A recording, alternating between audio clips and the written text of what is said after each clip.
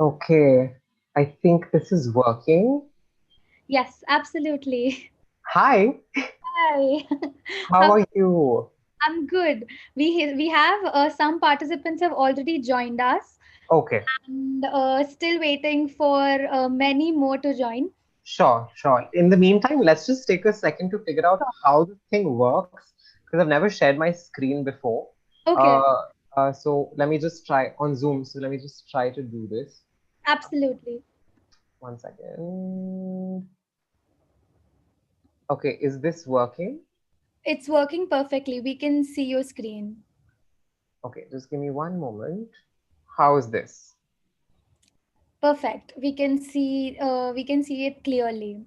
Okay, so you can see me and my presentation, or you can Yes. see just one thing. No, we can see the presentation and we can see you also in a slightly tinier box uh, Perfect. on the screen, so Hmm. won't be an issue. Sounds good. We'll just wait for a few minutes. And in the meantime, tell me how your day was. Tell me how everything is going. My day was okay, just like I'm currently in my final year, so not the best Okay. time because a lot of uncertainty with exams. Yeah, for So sure. Let how me just, huh? yes, please, I'm so sorry. You're saying No, no, something. no. I'm just going to say that it passes. It might pass like a renal calculus, but it will pass. That was a very good example. And It's gonna, yeah, it's gonna hurt, but it'll go at some point. that's what all of us like. I'm sure all the students here keep telling themselves every day that it shall pass. Yes, and hopefully so shall you. It'll be fine. Absolutely. That gives Yeah, me a little motivation. yeah. No, I really thought it wouldn't end at one. Like I thought second year was long and second year was dragged out, and then final year happened, and I thought I wouldn't make it. Like I can't count the number of times I thought, what am I doing with my life? Like why did I choose medicine? But once it's over, once you put on your step and you step into the hospital as a doctor, it's worth it. And Absolutely. that's the moment you got to look forward to because it is going to happen, and it's everything is just going to be fine. I think, you get goosebumps when somebody addresses you as Dr. Trinetra. So I think it just gives you those goosebumps that, oh my For God. me, for me, I'm still in denial. I feel like when someone calls me doctor, I don't even respond. Like in the hospital, like when nurses and stuff call you doctor because they don't know your name. And it happens so many times. It still happens that it just takes me a second to be like, huh? Oh, me? I'm the doctor. It feels very unreal because this is what Yeah, we've been waiting to hear since the past 5 years, and it's yeah, finally we're getting to hear it. To yeah, just see them, I still haven't experienced it. I yeah. hopefully I'll experience it in the next 3 months if I pass. For But sure. Yeah.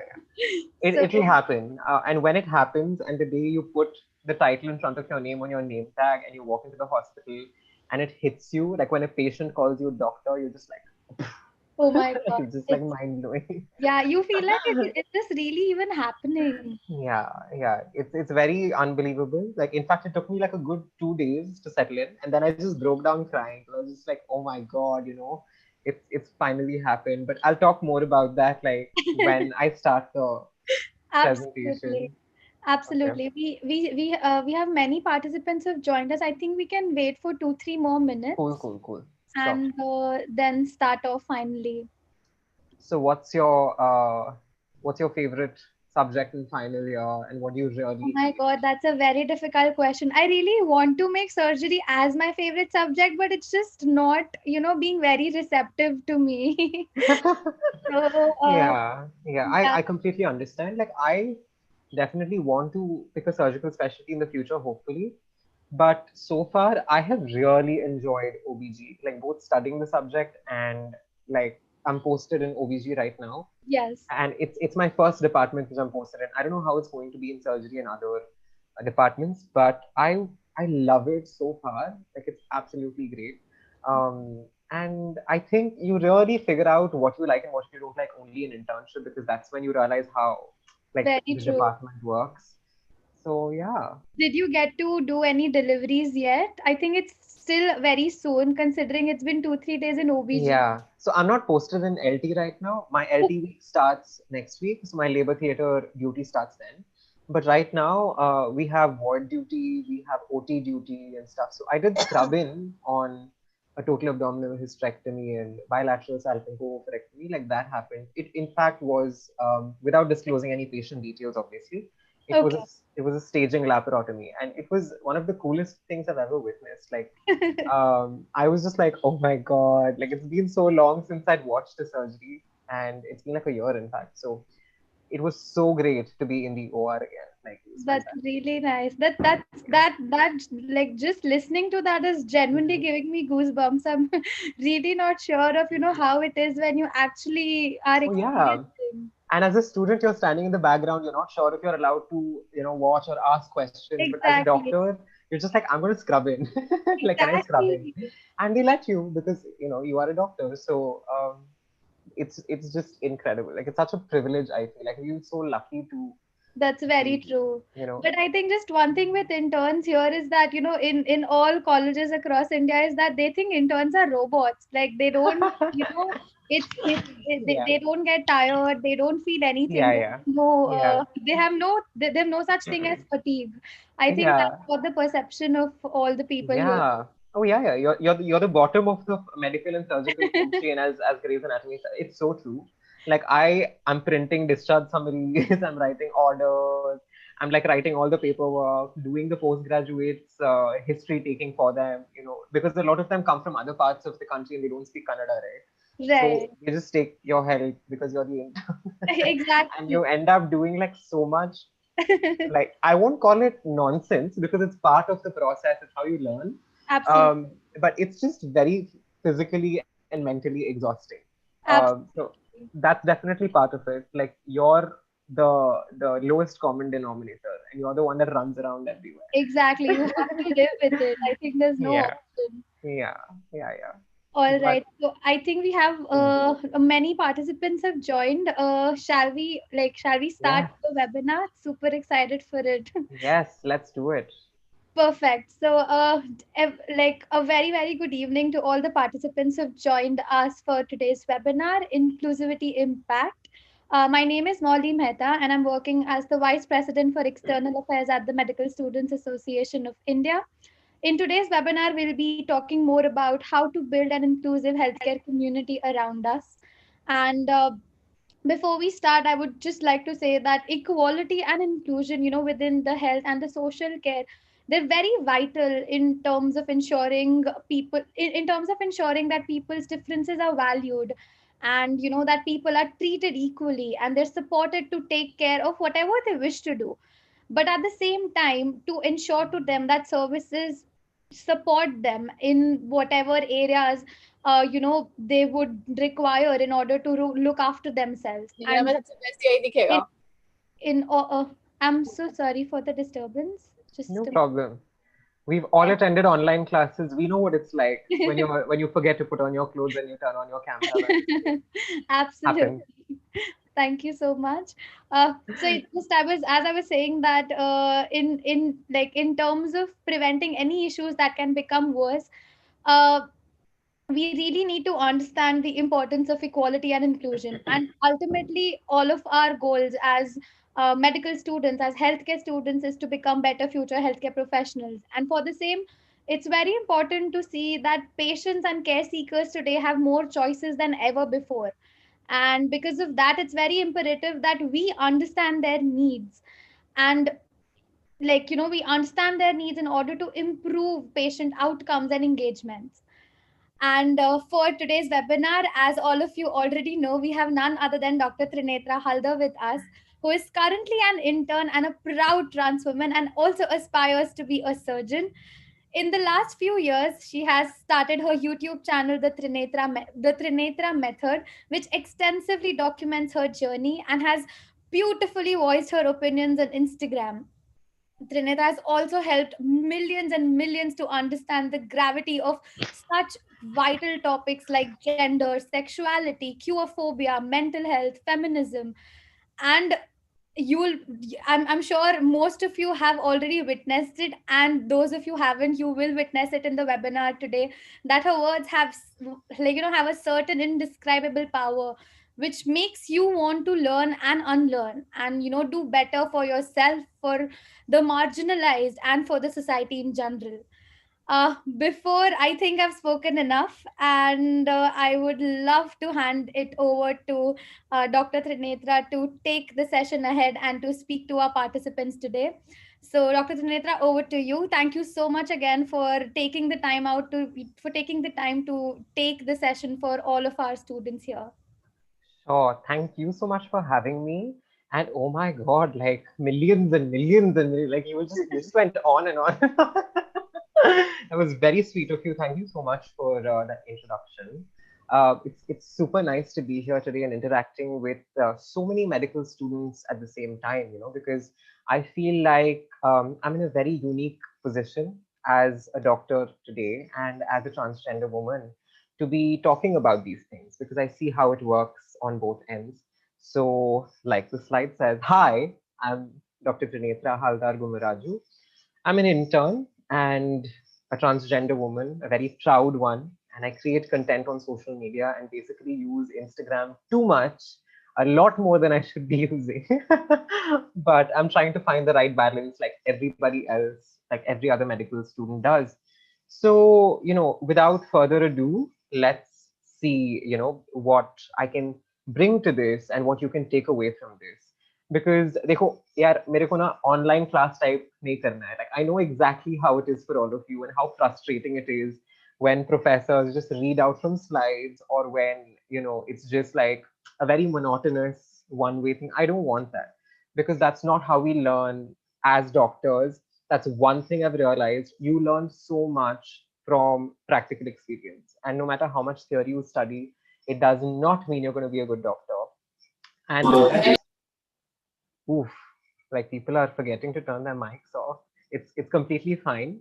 But yeah, so you learn so much from practical experience, and think of this as a story of me narrating a story, and I hope you can take something away from it. So I don't know how many of you remember this from forensic medicine, but I hope you studied forensic medicine. For those of you who have finished it or who are studying it, this was one of my first experiences in medical school where I was just like, what the hell is going on? This description of homosexuality, of lesbianism, literally talks about LGBTQ plus people as mentally deranged, right? And it says that they commit crimes like homicide and suicide and all kinds of things. It's mentioned in such an invasive, disgusting, pathologizing, disrespectful way, and in a way that is so old and archaic, right?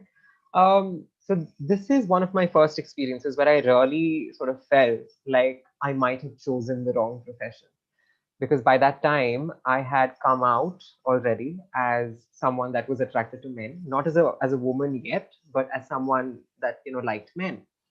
And it was just very disheartening to sit there in a classroom when everybody around me is learning that I am this, that I am this pervert who does all of these things, who is mentally deranged, etc., etc. So, I that's when I made it like my goal that if I continue in this profession, I have to do something about this. I really do. And I hope that that continues to happen. But small things and big things like this, talking to so many of you, it's part of that. So, let's talk about language. All of us know as medical students by now that the way you talk to a patient can make or break your exam, among lots of other things. But it can make or break your career as a doctor, because if you're not respectful to your patients, if you're not making them feel comfortable in whatever way possible, there really is no point, right? And one of the first things that we had to do for so many of us is learn the local language, which I'm sure is true for so many of you as well. you know um, that you show up and you don't speak the language, and there is this huge communication barrier, and you don't know how to take your history and you get completely screwed in your case presentation. So that's one of the first lessons we learn, that language is important. And when it comes to inclusion, when it comes to inclusivity, it is the same. Language is the one thing that all of us watching this, all of us here can do to make each other, make other people who are not LGBTQ and LGBTQ plus people as well feel comfortable. So let's just delve into like some very basic overview. What is the meaning of gender, sex, sexuality, etc.? Because it's something that all of us should know. I'm sure many of you already know. But sex is not just one thing. Okay, sex is not just your external genitals. Do you have a penis? Do you have a vagina? Oh, this thing is just like continuing on its own. Molly, are you pressing a button or something? No, no, no. Okay, Yeah, I think it's okay. me. You like, it sometimes happens that in the presentation, even if you slightly click, it might go ahead. Oh, okay, fine, fine. So I'll just like try to be very careful there. So sex is multiple things, like I just said. It's your external genitals, it's your gonads, what is inside your body, right? It's also your chromosomes, and we know that chromosomes need not always be XX and XY. There are people with XY androgen insensitivity syndrome, and they do have a complete female external phenotype. Or you could have Turner syndrome, you could have Klinefelter syndrome. So all of these things show us that chromosomes are not necessarily binary XXXY. Your hormone levels, right? So if you have polycystic ovarian syndrome, you could have high androgen levels. Um, and so all of these things, and of course your receptor status, which means are your receptors functioning to the hormones in your body? Like I just said, androgen insensitivity syndrome, wherein an individual has XY chromosomes, but the receptors for testosterone are not working. So unfortunately, or fortunately, depending on how uncomfortable that makes you with your body, the phenotype of the external genitals, etc., will be so-called female. So all of these things constitute sex. And I'm sure many of you know there is a chromosomal sex, a gonadal sex, etc., etc. So it's important to understand this. So what is intersex, right? Intersex is basically a set of variations, a set of characteristics, jinko you can't clearly call male or female sex. That could be with respect to external genitals, it could be with respect to gonads, with respect to chromosomes, etc., etc. Now, many of us know this as hermaphrodite or pseudo-hermaphrodite, or all of these terms which we very commonly use in our medical textbooks and in our practice, right?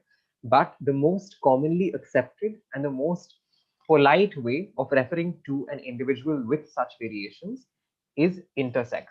And I want all of you to remember this because this will come up later and it will come up in your classrooms and so on and so forth.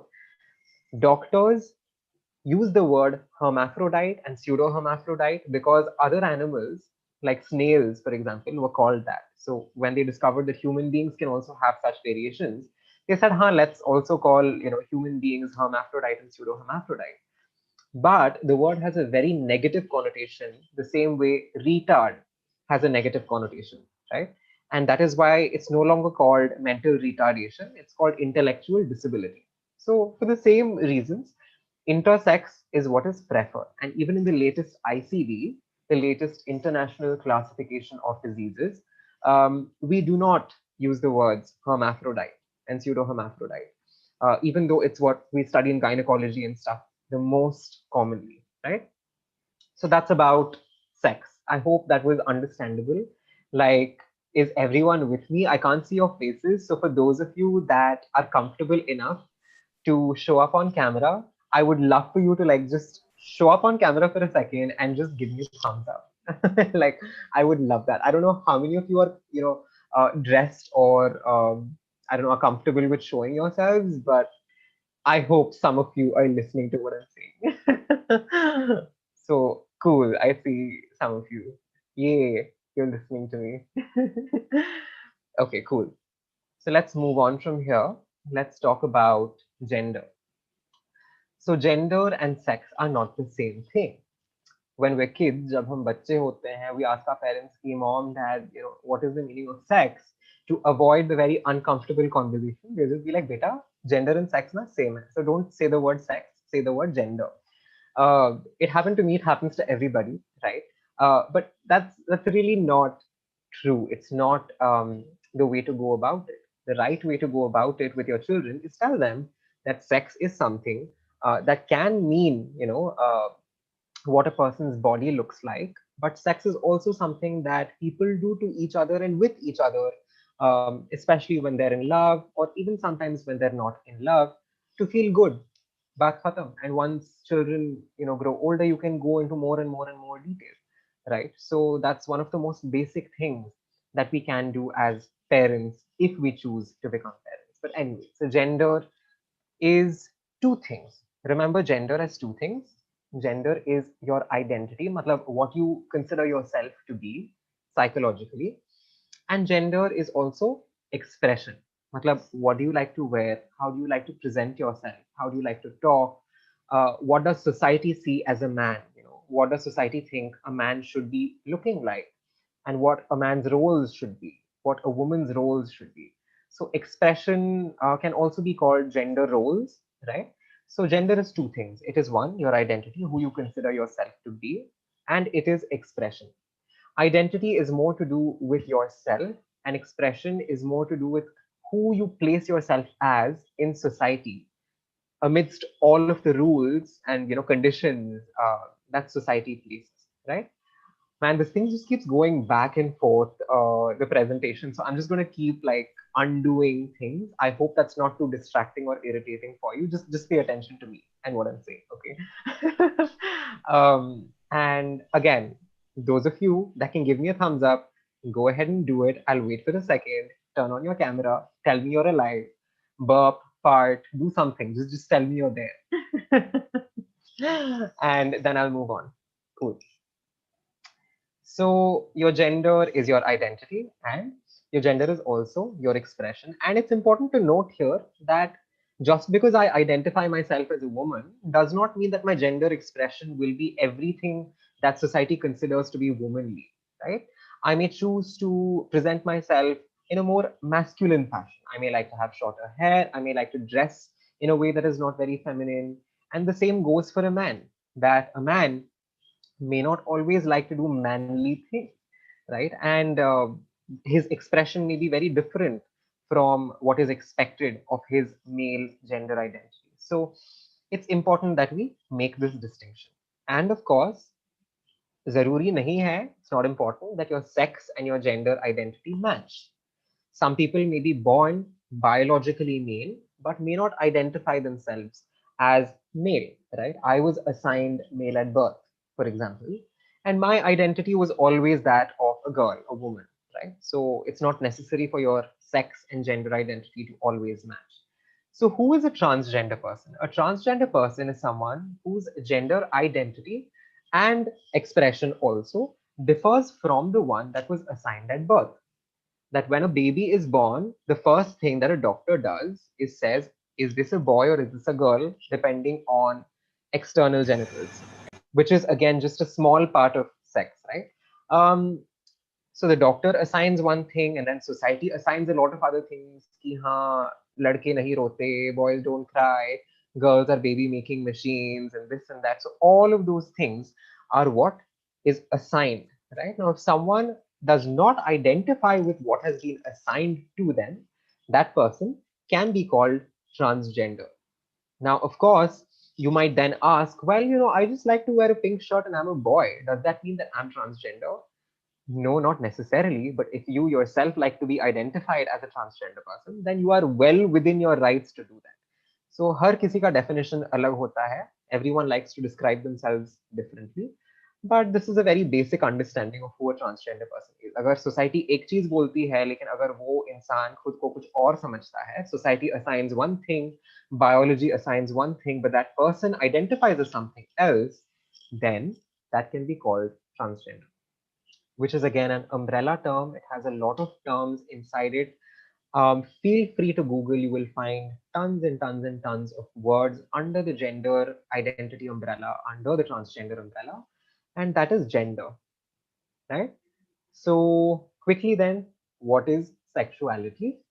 sexuality and sexual orientation ko we use interchangeably, and it's not completely wrong, but there is a very small sort of difference there. Your sexuality includes your sexual orientation, but your sexuality is a lot of other things also. Your sexuality is your libido or a sex drive, a very physical sort of need or want for sex, which differs from person to person, and that also depends on so many things. It can depend on your hormones, it can depend on, if you've had a traumatic past in some way, or just, how you enjoy it, right? Whether you enjoy it too much, whether you don't. So that is your libido or your sex drive. Now, I've mentioned sexual and romantic orientation differently because, it's very important to understand here that some people can be sexually attracted to other people. Like, I might want to have sex with somebody, but I may not have romantic feelings for them.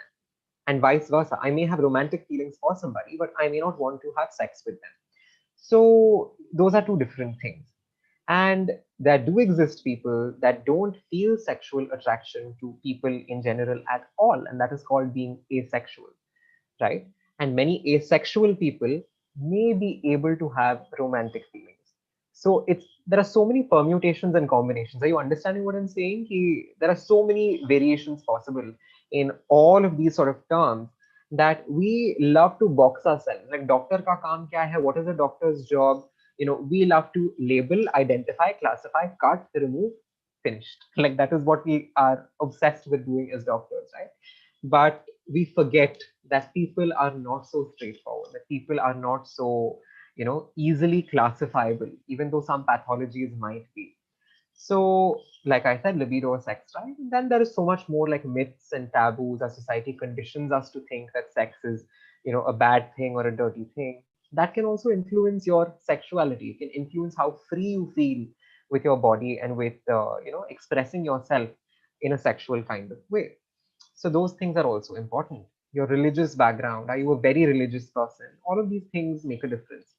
And then, of course, your likes, dislikes, what do you like, what do you not like. Everybody has their own preferences, right? Now, some things are modifiable factor. I'm not going to say risk factors because I don't want to like call this a communicable disease because it's not a disease. But I will say that some things are modifiable and some things are not modifiable. Can you modify the conditioning that a child has growing up? Can you be more accepting of, sex and sexuality? Can you be open about these things? Yes, that's definitely a modifiable thing. But can you change somebody's sexual orientation against their will? No, you can't. You can't convert somebody. Some people may say that, okay, I feel more attracted to men sometimes and more attracted to women sometimes, or more attracted to non-binary people sometimes. But you can't change somebody else's orientation. It's not modifiable like that. Are you understanding what I'm saying? So that was a summary of language, right? Before I go to the next part, can all of you like do the thumbs up thing again? I just want to make completely sure that I'm not boring the hell out of people and all of you are still listening to me. So yeah, I would be really happy if some of you turned on your cameras and let me know that you're still here. I'll wait for a second. Okay, cool. Cool, cool, cool. Okay. Molly, I'll go ahead. Absolutely. Okay, cool. So this took a little bit of time. Now let me tell you some things that you absolutely should not be saying, okay? It's not a transgender. I'm not a transgender. Transgender is an adjective. It's not a noun. Okay. So you say a transgender. Homo is pretty insulting. You do not say it. Okay. He's not a homo. Like it's just a very disrespectful thing to say. And it's not a gay. Just like you're not a straight or a cisgender. You don't say a gay. Again, I said transgenders. It's not a noun, right? You say transgender people. Hermaphrodite, I've already told you. Transvestite is a term that was used for someone that likes to dress in the opposite gender's clothing. But again, people from the community don't really like it because it's a very diagnostic, insulting term that doctors came up with, um, and it carries a negative connotation. so, so I would really like people to understand that it's not the best way to describe somebody unless they specifically want to be called that themselves. And cross dresser also kind of implies that there is a male kind of clothing, a female kind of clothing. And if you are assigned male at birth and you dress as something else, you are cross dressing. But who the hell says that clothes have a gender, right? So why should we even think of those clothes as female clothes? So that is why the word cross dresser is a little bit outdated. It's best to avoid it, right? So what if a man likes to wear a skirt? Why does that have to be called cross dressing? Why is that not normal? So yeah, and of course I don't have to talk about shemale and chakka. It's very insulting to call somebody that. So please avoid doing it, especially as medical students and doctors. It's horrible of you to do that. So if some of you are curious, you can look this up. These are diagnoses under disorders of sexual development, which is again a slightly insulting term. Many intersex people like to either call it differences in sexual development or just intersex. And I'm not going to go into this classification, you can do it yourself. But as you can probably tell from this image, it avoids hermaphrodite and pseudo hermaphrodite, etc., etc. Okay. So this is like my favorite part to talk about, which is my story, because I'm not boring you with terms. I'm not, going into theory and stuff like that. I'm just talking about my story and my journey. And this is me when I was about 3 years old, 3 or 4 years old, I think. And something that my mom really liked to do, and even I like to do, is have like two ponytails on the side of my head. And it was very cute. I think all parents do this with their kids, regardless of gender, right? And very quick addition here that all of the things I spoke about, sex, gender, gender identity, gender expression, they are not binary. They're not one thing or the other. They're all a spectrum, right? And all of us fall at some point on each spectrum. So that's really important to understand. Um, so as a kid, I didn't understand that a binary exists and that guys do this and girls do that, and you don't have to be just a guy or a girl. You can be something else also. We're not taught these things, so I would just do as any child does what comes naturally. In pediatrics, we study that a child by age 3 starts to understand their gender. So I started experimenting. I loved to put on my mom's jewelry, and like I was Komolika way before Komolika came into existence. Okay, like I was obsessed with my mom's bindis, and so it's not like this came from Western culture. It's not like this came from the internet. This was just who I was as a child. And it's very absurd when doctors think of these things as illnesses, because I mean, look at how happy I am, right? Just being who I am. And that's the one thing that I notice is such a big difference between these pictures and pictures of me 5 years ago before I transitioned. I am so ridiculously happy in these photos, but photos of myself from 5 years ago, I'm just perpetually sad. You'll never see me smiling. Very rarely will you see me smiling. And it's just, it just makes me baffled that doctors can't see something so obvious. Like, look at that kid. That kid is happy. Like, why would you want to take that happiness away from a child? So it was very cute. For a long time, everybody thought it was cute. But then as I grew older and older, I became 6, 7, 8, 9 years old. And that's when people were like, okay, you really have to stop. Like, this is embarrassing your parents. What is society going to say? What are neighbors going to say? People had started bullying me, had started calling me names. And that's when I realized, okay, wow, something is really wrong with me, because up until that point, I didn't think anything was wrong. And then like my dad would literally be like, why are you stepping into the kitchen? Why are you doing this? Why are you doing that? Like, why are you like playing with Barbie dolls? Essentially my home became a very, very sort of gendered space that did not allow me to do a lot of things beyond a certain point. My father would constantly be like, don't talk like that, don't move your hands so much. He would go out of his way to buy me like cricket bats and cricket balls, and he would stand like by the side of the playground and scream at me like, score a goal or do this and do that. He was very terrified that I might turn out to be like one of those people. Like, I literally remember my parents saying that, like, what if he grows up and becomes like that, and everybody knew exactly what it meant. So I don't blame them. They also came from, an Indian household. They were also conditioned at a different time completely. So I don't blame them. But it does do a lot of damage to a child's self-esteem, growing up. And I had very severe self-esteem issues from a very young age because my identity was not embraced by anybody, right? Especially by the people who are supposed to be your heroes. You want these people to protect you.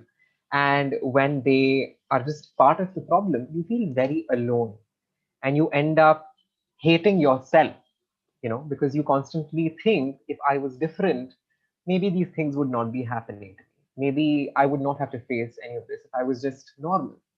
And this is something that every LGBTQ plus person goes through. And I was 10 years old when I went to a psychiatrist for the first time in my life. And that psychiatrist also said, Ki dekho, you need to spend more time with your father and do more masculine things. And your mother is kind of spoiling you. So she should probably quit her job and stop doing such masculine things and do more womanly things and spend more time at home and stuff like that. So she actually said these things. I don't remember much, but my mom told me later. So, as a psychiatrist, a doctor, a trained medical professional, can you even imagine? How dare she? How dare she say these things to anybody? It disgusts me. And if I heard someone say that today in my hospital, in my college, I would react so differently because I feel the need to be the kind of person that protects little kids, that goes to a hospital with concerned parents and gets told stuff like that. It's horrible, right?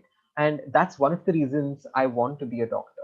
uh, I am a doctor. I forgot that for a second. It's one of the reasons that I am a doctor. As you can tell, it's still sinking in. And one of the things that really helped with the whole understanding myself process was art. I used to draw a lot. I used to um, paint a lot. And this was one of the first LGBTQ themed paintings I did. I was, I think, in the eighth or ninth grades. And my dad sees it and, he was just like, huh, beta, nice drawing. And he was so much in denial that he didn't quite realize that, okay, this is me trying to come out, and me trying to express myself. And like LGBTQ themes are very common in the art that I do because it just helps me feel liberated. Um, and this is why it baffles me again that doctors can be so judgmental and just believe that we are so abnormal and so pathological that we can't do good things, that we can't be talented. And it's it's absurd to me. It's ridiculous. And I hope that some of you today, um, the next time you see an LGBTQ plus person, you realize that this person has abilities and this person can do so much if you just give them some space to do it. And yeah, that was me 5 years ago. I was very unhappy, clearly. Like I just said, you'll never see me smile in these pictures. Not that someone that looks like this is ugly, of course not. I would never say that a pre transition version of a transgender person is ugly. No, this body is also beautiful. The human body in general is beautiful, and that's why we all became medical students. But this version of myself that was given to me by my biology, by society, it it didn't feel very natural to me. It didn't feel very nice to me. And it was like prison. It was like living in jail, stuck in this life that does not feel like your own. And society just makes it worse and worse and worse and worse. And when people force you to live in boys hostel, when people sexually assault you, when people sexually harass you and bully you, how am I supposed to feel happy with myself, right? And this is one of the biggest reasons that it's called gender incongruence, that a transgender person is no longer considered to have a mental illness according to the ICD-11. So the next time you go to the hospital and someone calls it a disorder, please tell them that according to the ICD-11 released by the World Health Organization, gender incongruence, or what a transgender person experiences, is not an illness. It's not a disease. It is society that attaches so many roles and so many things to the genders, that, we feel so uncomfortable. If a child was raised in an accepting household, if a child was raised with accepting parents, automatically that, discomfort becomes very, very less. And like you saw in those pictures, I was happy, I was smiling, like there's no pathology there. I was just free to do um, whatever I was allowed to do. So that is why it's no longer considered a mental illness, because it's society that is diseased. It is society that has a problem, and I was not born into the wrong body, or I was not born into the wrong gender. I was born into the wrong society, and I was born into the wrong world, which has such strict definitions of what everybody is supposed to do. And if we lived in a world which was not so strict, maybe things would be easier for people like me, that we wouldn't feel so uncomfortable and we wouldn't feel like we're stuck in jail, right? So, yeah, that is why it's no longer considered a mental illness. But let's study HOPI for a second. Like, let's just talk about where all of this mistreatment of LGBTQ plus people comes from. Because this is something I really had to start thinking about in my first year, when I got thrown out of my anatomy class for getting a nose piercing. And it was in front of 250 people. It was in front of the entire faculty of anatomy. And every faculty of anatomy had been instructed, including postgraduates, to not let me into any single class just because I had a nose piercing. And that was one of the most humiliating things in my entire life, because I was always a good student, right? Like, one of the proudest days in my life was when I finished my 12th grade and got into medical school and all of that. And here you have people, doctors, refusing to acknowledge that you are smart and that you can actually achieve things in life. Um, Throwing you out of class and stopping the way you learn, and literally creating obstacles in your education because of a small piece of metal that sits in your nose. Like, how absurd is that? How ridiculous is that? So, and she had no idea about gender, sex, sexuality, nothing, because we're not taught these things at all in the first place, right? So I started thinking, where does this go back? Like, why did it get so bad? And doctors who should know better about these things, why do they not know these things? And the answer is pretty simple, honestly, that when people started understanding homosexuality and transgender people, it started with doctors, okay, making it a disease. It started with scientists and medical professionals, and a lot of these people, like Sigmund Freud and Richard Kraft Ebing, um, when they wrote their works, when they wrote their papers and started publishing scientific, articles and literature, that was when things like non-heterosexual orientations, non-cisgender identities, all of those things became documented as abnormal, right? And that's where this sort of pathologization began. That's when doctors started, and scientists and other people allied to the sciences, they became sort of very, this is not normal, because if you look at Indian mythology, if you look at so many ghazals, and if you look at so many songs, you look at so many temples, and this is not just restricted to one religion. If you look at so many religions, you will find so many examples of, non-heterosexual love and non-heterosexual sex and attraction and fluidity and so on and so forth. So it's only when doctors, especially doctors from the West, when they started documenting things, did we as medical students and we as doctors become more and more and more and more unaware and pathologizing of these identities. So this was around the late 1800s. That is also when Section 377 came into existence, right? Where it classified certain kinds of sexual acts, penetrative sexual acts, as against the order of nature. Again, I'm just going to keep track. Are you all listening? Are you all understanding what I'm saying?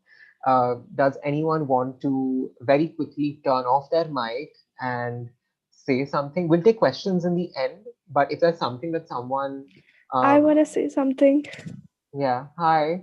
Hi, I love you. Thank you. I love you right back. I love your background so much. Oh, thank you so much. I'm such a huge fan of yours, and I follow your Instagram page, and it's just so overwhelming to listen to you speak. And Thank you. it's so inspiring, and I'm learning so much. I'm so glad. I'm so glad. I hope the rest of this is also not going to put you to sleep and you continue listening. So let's Yes. very quickly move on. Nikita, thank you for telling me that. It's very sweet. We'll take more comments and questions at the end of this. Okay? So many of you may have watched The Danish Girl, right? So her name was Lily Elber, and her doctor, Dr. Magnus Hirschfeld, was one of the first doctors on planet Earth to perform surgery. He was one of the first, like not perform surgery in general, but perform gender, related surgery, sex related surgeries, gender affirming procedures, as we call them today. So let's not call it sex change anymore. It's a very outdated way of saying things. For those of you watching, it is gender affirming procedure. Okay. And many of us, to just keep it short, we like to call it top surgery or bottom surgery. So you can use that terminology as well. But gender affirming is the best way to put it because you're doing something that affirms your sense of gender and it affirms your identity, right? So the early 1900s, you find, Lily Elber's autobiographical records and stuff like that. And that's when we started realizing that, okay, transgender people exist, LGBTQ plus people exist. And doctors started getting involved in the process by actually providing surgery, by providing hormones, etc. And then there were a few other doctors. You can look up these people. I'll leave you to it. I don't want to waste too much time on the literature. But many of you may have heard of the DSM, the Diagnostic and Statistic Manual of Mental Disorders. It's used by psychiatrists. So there were words like gender identity disorder used for a very long time, even in the ICD-10, right? And only now has it been removed, that gender identity disorder has been removed, both from the DSM and from the ICD. And this is, of course, some of the judgments that you may have heard of.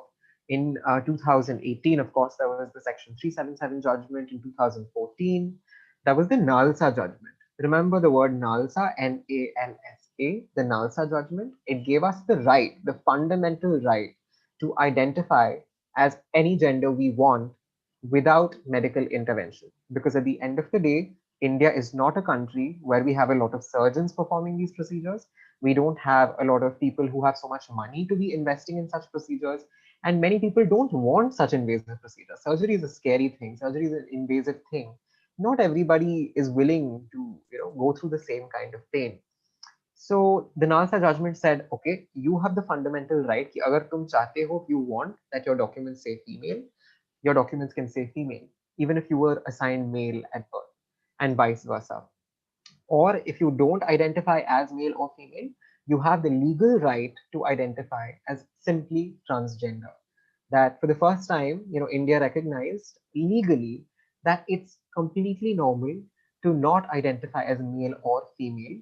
And it's a spectrum, and there can be lots of identities in that spectrum. And you don't have to put only one box or the other. So you can be outside that as well. But even if you do want one box, you can pick that.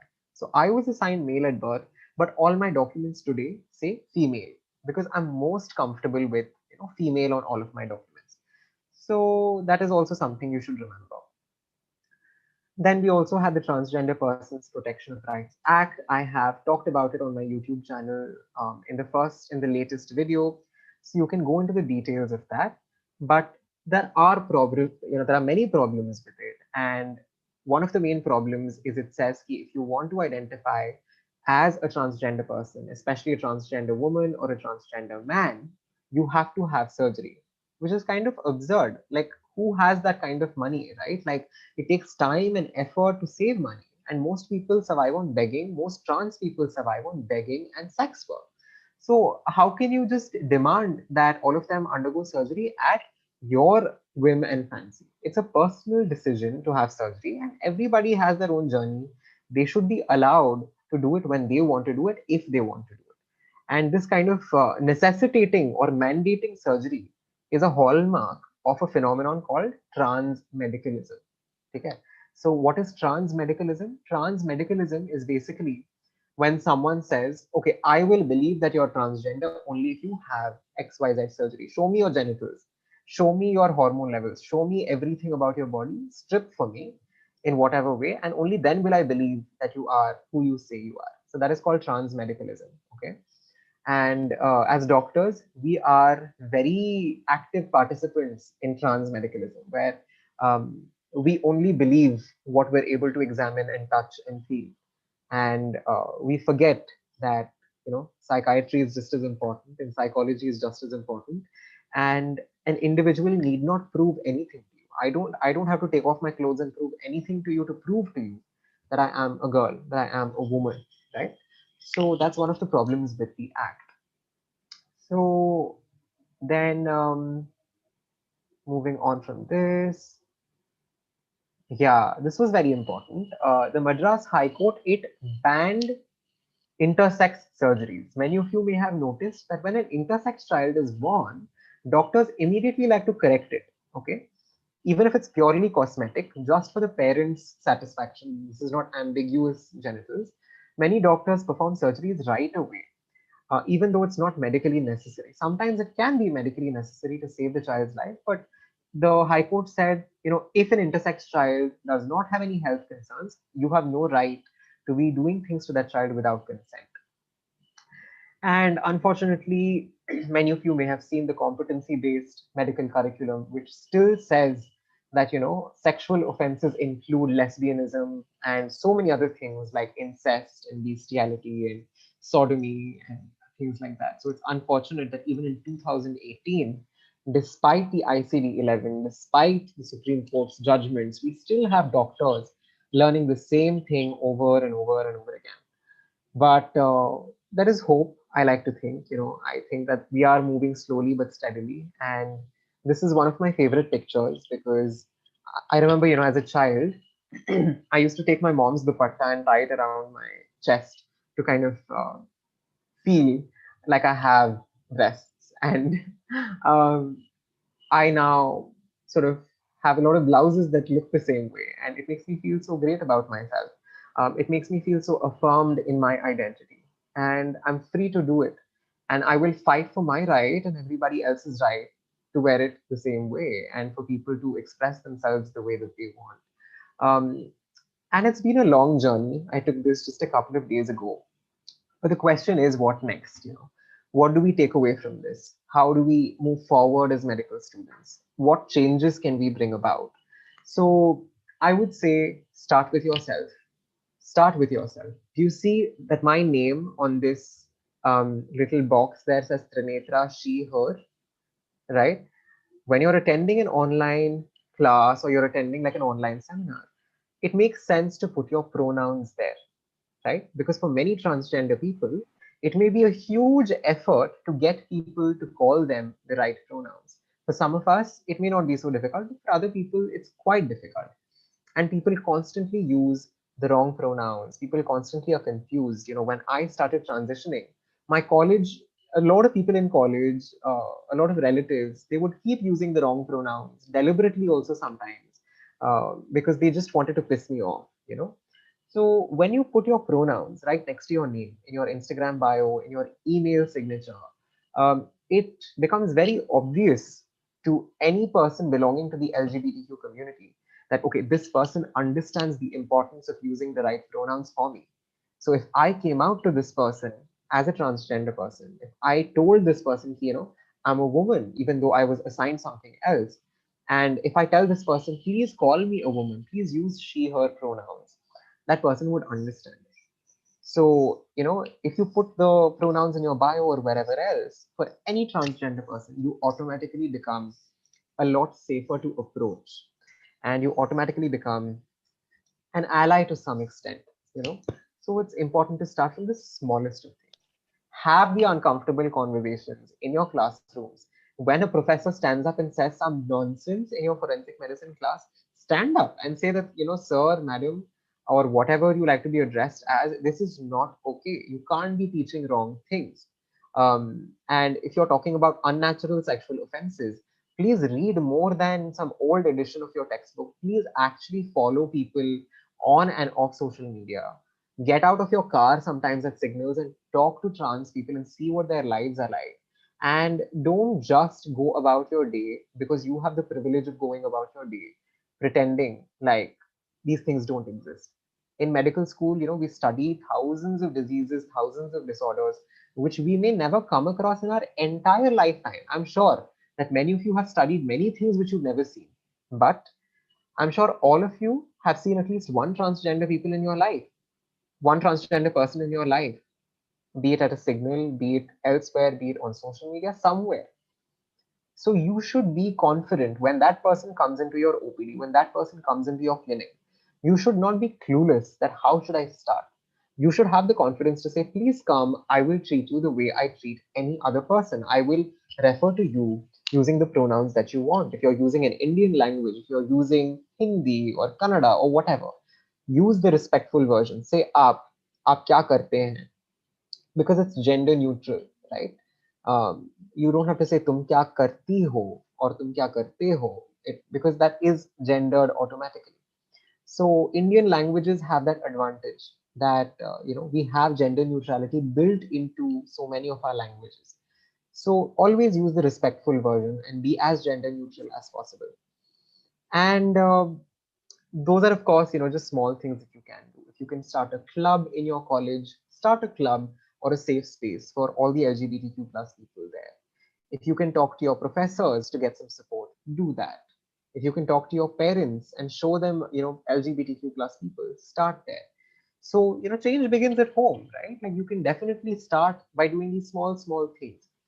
And of course, the bigger things involve you becoming a doctor. Perhaps you can take up research with community medicine, with psychiatry, do some work when it comes to LGBTQ plus people, understand what queer people need, with respect to healthcare and so on and so forth. Um, Shadow doctors that perform sex reassignment surgery and other gender affirming procedures, understand how it works. So all of these things are things that you can do and start small. And if you feel like it, at some point, you can always get into politics and change things in politics. You can always protest on the streets and let people know that certain things are not okay. There is so much that you can do on a micro level and macro level. So I hope that some of you, at least some of you, will take note of the smallest of things and just start being better medical students and better people. And the last thing I'd like to say is don't take my word for it, because I'm a very privileged person. Okay. I've been through a lot in my life, as every transgender person goes through, but I have had a lot of privileges. I have had parental support. I have had caste privilege, religious privilege, and so much else. And talk to people from different kinds of backgrounds. I'm hearing a lot of like, is someone's mic on? Okay, cool. So I'm just saying, don't take my word for it. Like, talk to more people, especially people with who come from different backgrounds, religious backgrounds, caste backgrounds, and see how they could probably teach you more about the experience. Because I'm still a very small fraction of the population, and the more you talk to people, the more you talk to patients, the better a person you become, the better a doctor you become, right? So if someone comes into your OPD looking like this, you should not treat them with disrespect. Like, stop treating people with disrespect. Stop asking them invasive questions. Be respectful, um, and just start right now. And hopefully, one day you will become the kind of doctor that people like me will feel very comfortable around if you're not already that kind of a person. And if you already don't know as much as perhaps you should know in order to be as an empathetic doctor. So that is all for today. I hope you're still listening. I hope you've taken something away from this. And yeah, let's take questions. Absolutely. I think taking something away from it is an understatement at this point, because I'm sure that here all of all the students here are they've taken so many things from the entire session. And I think we can take questions. I already have questions pouring in the chat box. Oh, I can't see the chat box. Am Uh, I allowed to see it? Yeah. Absolutely. You the co-host. Can you still not see the questions? I'm like screen sharing, so maybe like that's why should I stop screen sharing?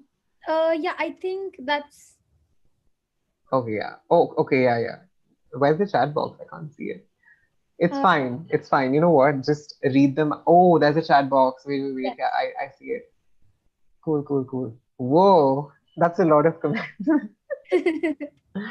Hi.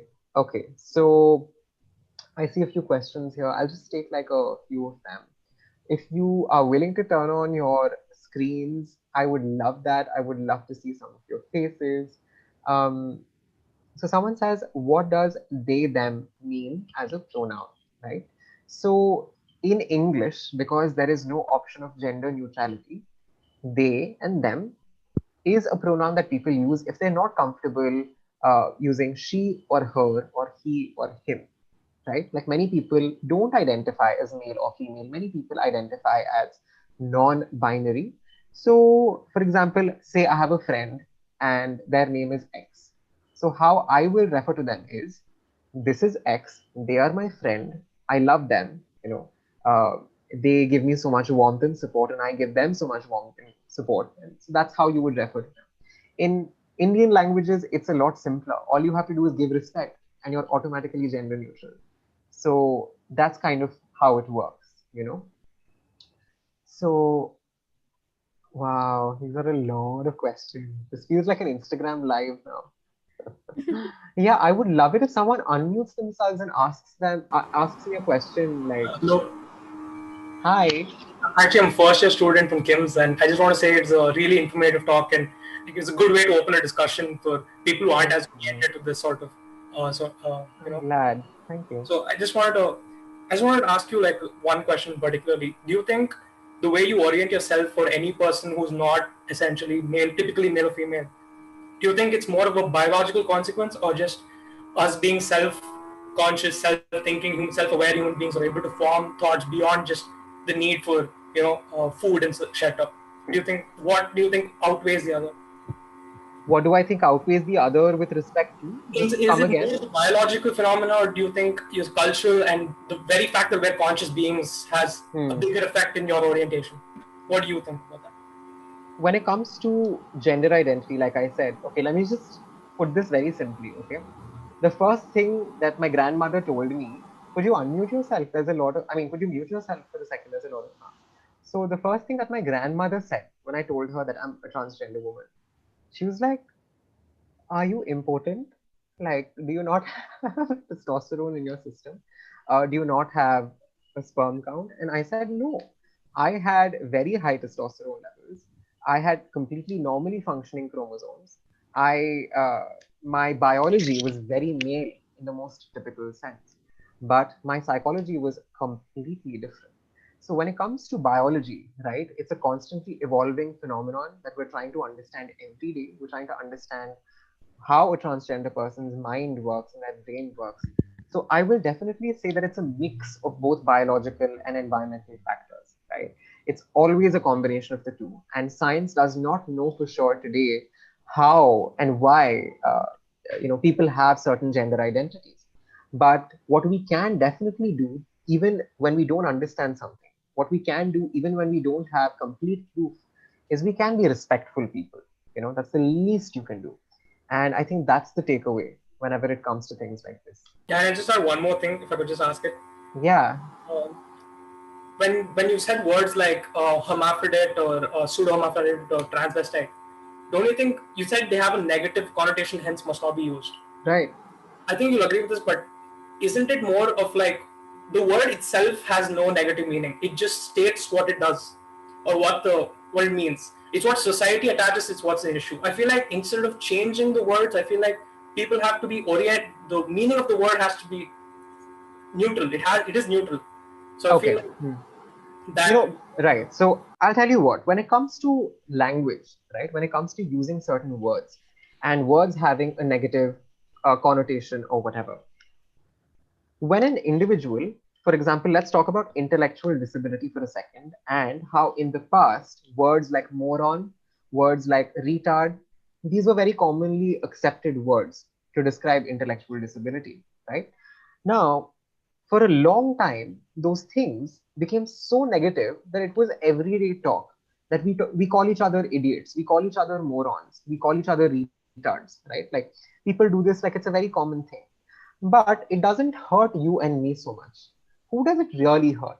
We need to think about those people. Who is being hurt most, right? The people being hurt most are the people at the receiving end who actually have intellectual disabilities. Their lives are made significantly harder. They don't get opportunities. They don't get the care they deserve. They don't get the attention they deserve. They are simply not wanted. And even to this day, Down syndrome is a perfectly accepted reason to abort a fetus, right? So there are very real consequences to language. And when it comes to what is acceptable language and what is not acceptable language, the onus of deciding that should always be on the person who has it worst. It should always be the person who actually faces the consequence. They should be the ones deciding, is this acceptable language or is this not? Because what you're really saying at the end of the day is those people should be okay with being called those words. Those people should be okay with certain terminology. And the understanding of society in general should be made broader. But that's not very realistic, right? Are we going to stop calling each other idiots? Are we going to stop calling each other morons? I'm sure everybody in this room has done it in the last 1 week, right? So what helps is if we as doctors who have so much power to document language and to change classifications, if we can just do that, it's such a simple thing to do. All you have to do is gather at the World Health Organization and change one classification, and that's it. Doctors will start writing a different thing from the next year, and that's how change begins, right? And changing society in general is a very generic general term. It's very difficult to do that. But can we as doctors do something about it? Yes, we can. We can change the way words work. So I think that's a lot more logical and a lot more respectful as well, because then I take the responsibility. I take the responsibility and say, I will do something about it. And a patient does not have to, take the responsibility on themselves to not be offended or to just let it go, let it pass. So I think it becomes about that, if that makes sense. Okay, and one last thing. I actually know your brother. I went to high school with him, Agastya. Oh, okay. I just want to say hi to him. I just want you to tell him. I don't I know if will. it's been a while, so. I will. I will. Thank you so much for asking me these questions, Yeah. Abhinand. So Does this is much helpful for me as it is for you. I'm glad. I'm Thank glad. you. Is there anyone else? I Hi. have a Can I go question. Okay, next? Okay. go ahead. Uh, Go ahead, yeah. Pratik. So I want to ask, like, how's your? First of all, I love you so much. Yeah, like the whole thing. I'm a huge fan. And Hi. then, I just want to like ask how your treatment has been like with your medical peers and the patients. Like currently, like Hmm. how you are right now. Like I mean, you've achieved a certain level of fame, and Hmm. I know you've come on Netflix, I think. So Hmm. like like has it changed your entire dynamics of that thing? Yeah, that's So it. the Yeah. thing is, uh, I think as of right now, I've come to a certain point in my transition that people might suspect if they talk to me, but they may not know right away unless I disclosed a lot of things. But when I was sort of starting to transition, right, when I was right in the first, also, I'm just going to say if my stomach is making grumbling noises, please don't mind. It's probably been happening for a while. Yeah, just don't mind. But when I first started transitioning, a lot of peers thought I was doing a lot of it for attention. When I would put up posts on Instagram, when I would show up in the hospital looking a certain way, a lot of people like, why can't you just be normal? Why can't you just not post these things? Why can't you just dress like a dude? So people were very judgmental, especially doctors, especially medical students. And my friend circle has changed dramatically since I transitioned. A lot of people who called themselves allies, who called themselves supporters of LGBTQ people, I stopped being friends with them because it's very easy to say, "Ha, I support." Just because you don't kill somebody does not mean you're a great person, right? Like a lot of people say that they're very supportive, but they secretly bitch about you. They secretly say disgusting things about you. They don't understand that you're also going through a journey. So um, it's been both positives and negatives. I would definitely say that. I've also had a lot of support from many, many doctors. I've had a lot of support from many peers. Um, And yeah, it's definitely a mix of both, I would say. Okay, can I go with one question? If I'm, Yes. yeah. Okay, first of all, you're such an inspiration, and I love your hair. I just wanted to say that, like, before I start the question. Okay, Thank you so so much. what, Thank you. what? Yeah, you're welcome. What do you think? Would you say? Obviously, we all have different journeys, but what do you think would you say to someone who is contemplating coming out, or what's something that you want them to know before they actually go ahead and come out to society? Yeah. So the first thing I would say is there's no compulsion. If you don't feel comfortable doing it right now, don't do it right now. It's not something that you have to do in order to be valid. You know, there is a lot of pressure on us, especially when we see out and proud people on social media. You kind of feel this pressure that, okay, shit, I want to be like that. Like, I want to put myself out there and be an inspiration, or I want to do something with my privilege. But maybe the situation at home is not conducive. Maybe you're too scared of what will happen. Maybe it's anxiety inducing. Maybe you're just not ready for it, and that's completely fine. You know, you don't have to do it if you're not comfortable, and there's no right time or wrong time. Take your time. But if you have decided, huh, I am going to do this and I am going to tell people, then something I would like to say is it's going to be hard. Okay, it's going to be difficult in the beginning. Your relationship with so many people around you is going to change. Maybe for the better, maybe for the worse. Some people will become closer to you, some people will go further away from you. But think of it as a filter. Okay, you're filtering out the negativity in your life, and everything that will happen will put you in a place wherein you are, you know, completely at ease with at least yourself, if not with other people, if not with society. Today I can look at myself in the mirror and say, you know what, so many people have done so many horrible things to me, but when I look at myself in the mirror, I am so proud of what I see. I'm so proud of who I am. And I'm so proud I came out of that closet and I decided to live my life in a way that is honest and authentic, you know. So that is a kind of satisfaction that you will have for the rest of your life. So, you know, that's something I definitely like to say. And if you're contemplating coming out, just know that you're not alone. We're all here with you, and you have an army of us fighting for you. And yeah, you're not alone.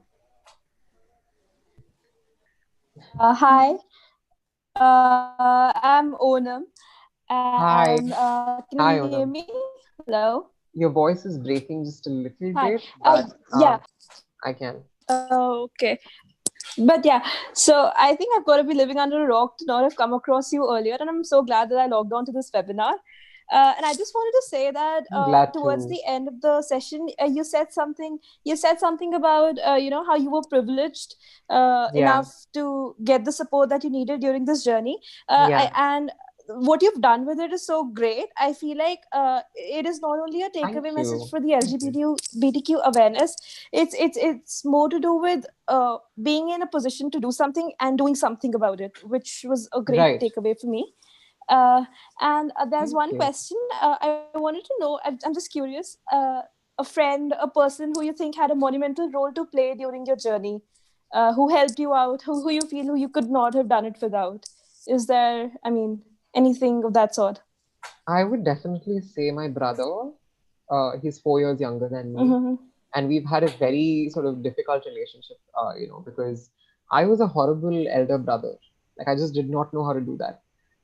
And I was being bullied, and I was a bully to him for a really long time. And I can never take that back. I can only try and be a better sister to him now. You know, but he was the, like, in my family, he was the first person that I came out to earlier on, because he Right. was going through my messages and he read a bunch of very inappropriate messages and he found out like that, and he was perfectly accepting from day one. And it was you know, Right. unless, and he's also my flatmate, by the way. We live together right now. He's in Bangalore, but we live together. He goes to the same college, not medicine but engineering. um, and we have a very, Okay. very close bond, you know, because we share so much and we understand each other on a very personal level. So I feel like a lot of last year, especially right after I had my surgeries, I would have been very lonely if he wasn't around. So I would definitely say he's one of my biggest rocks in my life. Right. May I Thank please you. ask a question? Hello, I do. Okay, it's okay. You go. I'll ask her later. Thank you. So first of all, I'm like so nervous talking to you because like I really like I admire you so much. Like I am openly a part of the community as well. So you have been such Okay. an inspiration, especially because like when you're in the community, you look up to someone like someone you can idolize, someone you can get some strength from. So thank you. And I had a question that like I have been wondering about it for a while, but like whenever we talk about like transgender community or non-binary community, the word gender dysphoria like it always follows. So what I was wondering was, do all like transgender people or non-binary people experience dysphoria, or like Okay. there's something more to Yeah. that? So firstly, let me just tell people what gender dysphoria means, right? So gender incongruence, I told you a while back, right? You remember that? So gender incongruence is the terminology in the ICD-11. The DSM, the DSM is the American, it's like an American document created by the American Psychiatrist Society, the APA. So they were the ones that first introduced the term gender dysphoria. And it means, what it basically means is that if you have a gender identity, which is different from what you were assigned at birth, you may feel a lot of discomfort, physical discomfort, mental discomfort because of that mismatch. And that discomfort is called gender dysphoria according to the DSM-5. Okay. And now the thing is, like I said earlier, a lot of the discomfort and unease is because of society. If I lived in a household wherein I was completely accepted and that I was taught from a very young age that just because you have a penis or male genitals, that does not necessarily mean that you're a man. And that kind of thing. If I was taught these things from a very young age, maybe on some level I would not be conditioned to have so much discomfort with myself, with my body, with everything. And unfortunately we can't create such a utopia, we can't create such a perfect world. um, but what we can do is try and make people understand that so much of that discomfort, it comes from society. Maybe there is a biological aspect to it, maybe there is a certain neurological pathway that we don't understand completely that makes a person feel disconnected to their body. But there is so much societal stuff that exacerbates it. So I mean, think about it like this. If today coloring your hair is something uh, that becomes absolutely stigmatized to the extent that you are a horrible person, you will be jailed for doing it and this and that. So coloring your hair is such a normal thing, like a lot of people do it. It's such a normal modification to make to your body. It's putting on makeup is such a normal modification to make to your body. Getting a piercing is such a normal modification to make to your body. Um, so what if we thought of gender affirming procedures the same way? Perhaps one day an individual may be able to have such procedures without experiencing so much discomfort that society creates. So what can we do as doctors? We as doctors can make sure that we treat patients better. We take that word out of the conversation altogether. We call it gender incongruence and remove it from the scope of mental disorders completely, right? And what am I getting at? I'm trying to say that that discomfort, that high level of discomfort called gender dysphoria, should not be a defining characteristic of a transgender person. It should not be a prerequisite that only when a person comes and says कि मुझे खुद से नफरत है, I hate my body, I hate my penis, I hate this, I hate that, that does not necessarily have to be a diagnostic criteria at all. It should not be, and instead what should be a diagnostic criteria, what should be something that we go by, is asking the patient, what do you feel most comfortable as, what do you feel happy as, when you, what is it that you do to feel better? We study aggravating and relieving factors. That's the best example.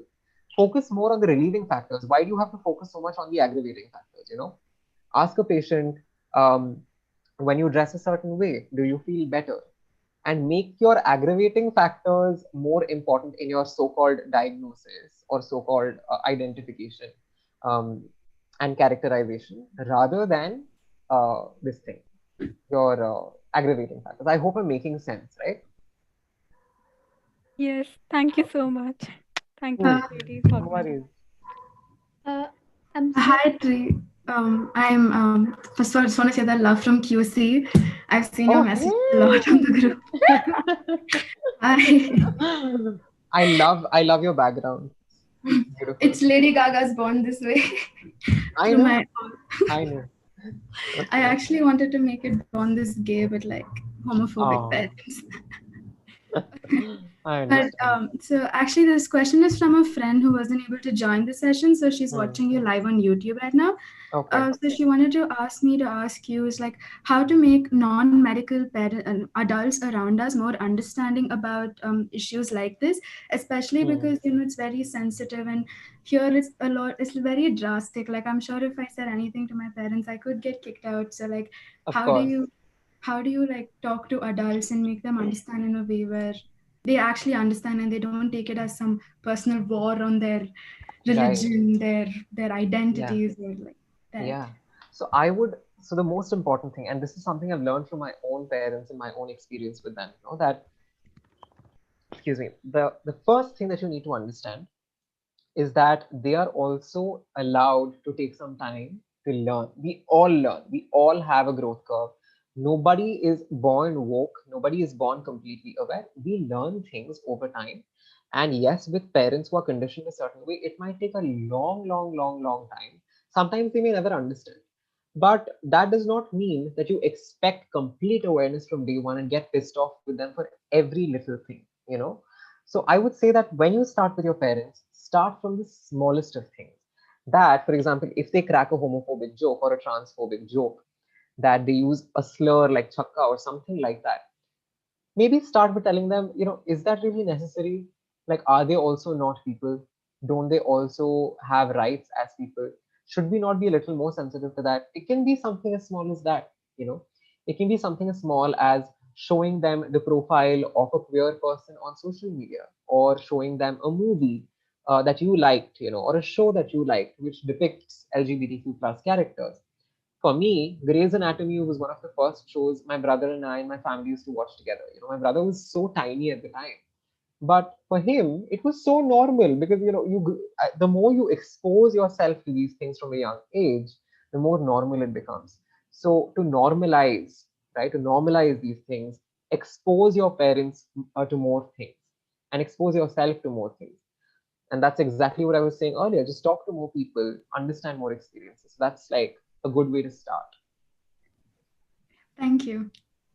Hi, I'm so Hello. sorry to pitch in and pitch in and disturb the Q&A session, but we're running a little overtime. Not a little, actually, Yeah, very quite overtime. We're 9:20. already 20 minutes overboard. So what we can do is that if any of you have more questions, Trinetra, is it okay if they maybe contact you on like anywhere else, wherever For you're sure. comfortable? Sure. Like, of course, social media is a little difficult to keep track of. So email would be the best option because I check my email pretty regularly. But okay, maybe we can take one last question and then Sure. let's call it a day. Absolutely. Hello. I want to have last question, please. I was trying for so long. Hi, Hi. I'm Madhu. Yes. I'm such a big fan. Like, I can't even, I'm turning red. I can see you on my camera right now. I'm following you on Instagram, and I want to tell you, like, Thank you you so are much. It's so very sweet. beautiful and you're so pretty, and I just absolutely love you. And I'm turning into a tomato now. So I want to ask you, like, Thank so you. Very it's sweet. like a retrospective question. Like, I want to ask you that you mentioned that when your parents took you, like a 10-year-old, to a psychiatrist, and Yeah. you had experience. Now you're at this stage, and you have, like, you have such a journey behind you and a lot coming, ahead of you. What is one, or like anything that you want to tell yourself, like your 10-year-old self, something? Um, I would definitely say that you have no idea how much worse it is going to get, but you also have no idea how amazing it feels to be the woman you were always supposed to be. You have no idea. Like, I had no clue a human being could feel this kind of comfort with their body. Like, I didn't think, for me, I wasn't so sure that I was uncomfortable. Like I said, focusing on the aggravating factors can be quite confusing. So for me, I thought, okay, maybe it's body image issues. Maybe if I lose some weight, maybe if I do this, do that, I'll feel better about myself. So I was always very confused because so many things can make you uncomfortable, right? The same aggravating factor can aggravate so many different things. So it's very confusing like that. So I was just like, it felt like a constant burden. But when I transitioned, like it was kind of like this fog clearing up. It kind of felt like I could breathe. Like this heavy weight off of my chest was lifted. Like I could finally breathe and be myself. And if I were to go back to my 10-year-old self, I would definitely say that I wish I could protect you from so many bad things that might happen to you in the future. But it will get better.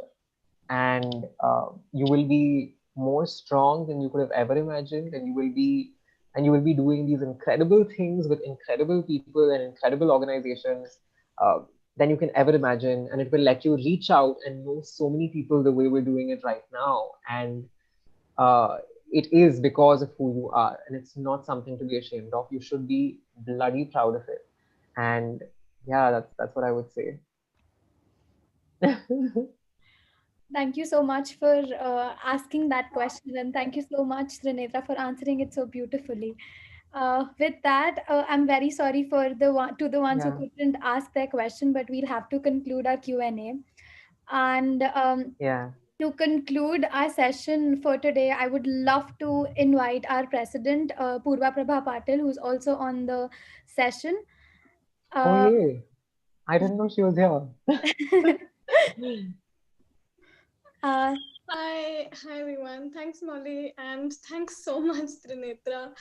Um, I mean, I can only say a big thank you. We've been trying to do this for a little time, and A little bit. not that I didn't expect it to be as awesome as it was, but it's just great hearing you each time. And personally, I have seen a very small part of your transition from afar, and it does not fail to inspire me. So I can only imagine how it is Thank you so for much. everyone on this call who's probably also seeing you for the first time and just getting to know more things. And I can very confidently say that I learned a lot about LGBTQIA plus uh, because I saw you and your journey in med school. And I think one thing I would definitely request everybody to do on this, everybody that's on this call, is to just be more accepting and nice humans.